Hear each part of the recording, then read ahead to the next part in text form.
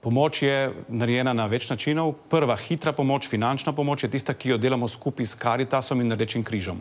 Zelo pomembno je, da ljudje prijavijo škodo in so takoj vsi, ne glede na socialni status, upravičeni do 500 pa do 3000 evrov hitre finančne pomoči. Odvisno, kakšna škoda je. To je prvi paket, ta se danes že izvaja. Prva nakazila, čeprav razumem, so ta teden že na računih oziroma bojo v naslednjih dnevih.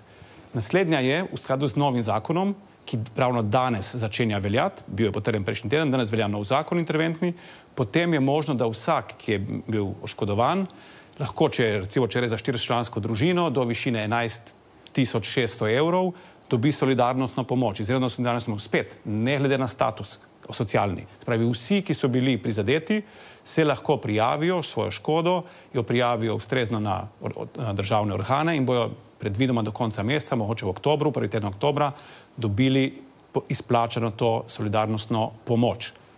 Tisti pa, ki imajo škodo, zaenkrat imamo prah nekje pri 30 000 ali več, za vse te, recimo, da jih je 1000, nimamo še zadnjih ocen, čakamo na popise, žal jih še nimamo, tisti bodo pa deležni individualne obravnave znotraj tehnične pisarne oziroma službe za obnovo, nove službe, bomo oblikovali posebne ekipe svetovalcev za pomoč tistim najbolj prizadetim. Individualno, vsakim od njih se bodo te ekipe, pravniki, finančniki in socialni delavci pogovorili, da najdejo najboljši način, kako jim pomagati, da bi njihovo življenje čim manj bilo prizadeto v bodočih mesecih in letih.